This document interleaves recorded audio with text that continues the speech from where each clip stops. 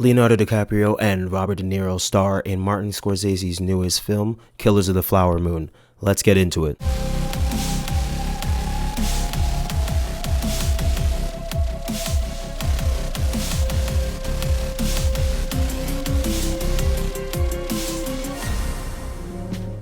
What's up everyone, and thank you so much for coming back to another video. So I just got back from seeing Killers of the Flower Moon, and I will say it was very interesting to say the least. Personally, it was not the biggest fan, mainly because the runtime was just far too long. Kind of took me out. It was very boring at times, a lot more boring than interesting. But I will say that the cinematography, very beautiful. The acting was absolutely amazing.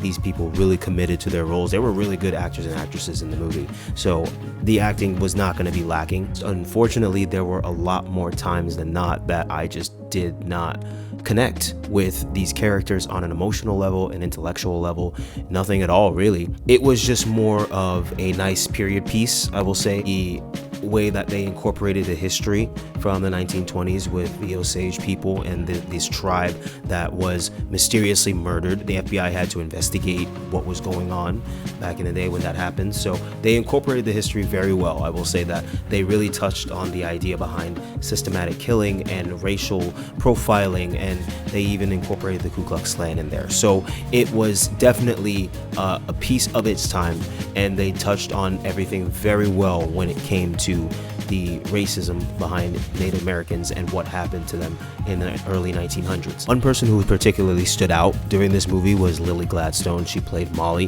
which was Leonardo DiCaprio or Ernest Burkhardt's wife. She was amazing. Honestly, in my opinion, she kind of stole the movie for me.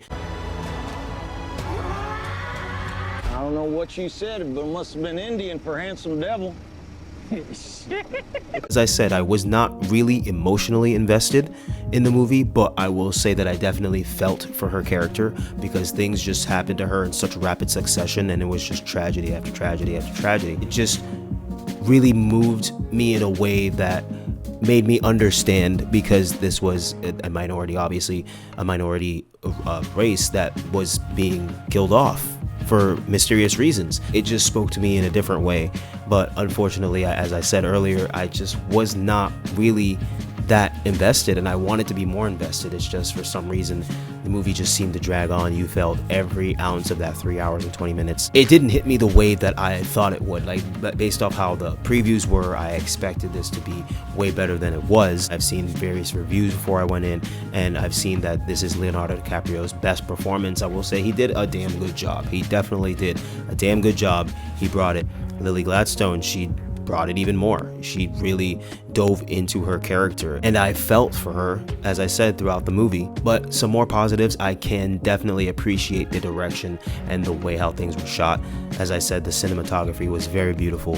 The way how Martin Scorsese directed these people to act and how they were supposed to be with each other and act with the whole mysterious killings and how things went and how people worked together and worked against each other. Yes, that part was really well done.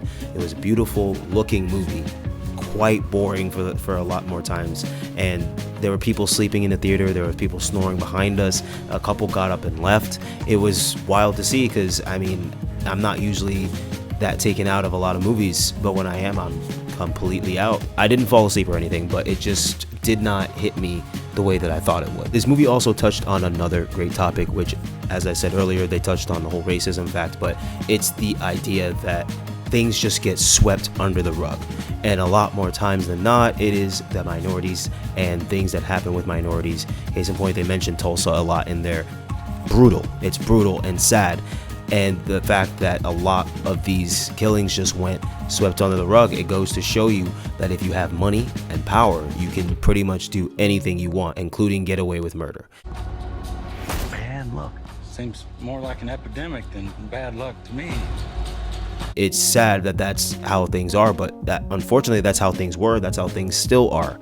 We still, as a people, have not truly taken care of Native Americans and other people who have been victimized by genocide, racial genocide to be specific. So again, a lot of great actors and actresses, great direction, phenomenal cinematography, great connection to history and how things went with historical events and what happened in the past. But it just was a little boring. I hate to say that, I really do hate to say it, but it was just a little boring for my taste. I wish that I liked it more, and I wish that I could say that I am going to watch it again, give it another shot, see it from different eyes, but I do not foresee myself rewatching this movie. As great as the acting was, and as great as it was shot, I just cannot foresee myself seeing it again. Hopefully those of you who have seen it or plan to go see it have a better time with it. Maybe there's some parts that I missed or something that I missed that maybe would have gotten me more invested, but I would love to hear your guys' thoughts, so please comment down below what you thought about the movie if you've seen it, or if you're planning to see it, or if you know more about this history. Thank you so much for joining me. I appreciate any and all support. If you aren't subscribed to the channel, please hit that subscribe button and the bell next to it so you can get a notification anytime there's a new video.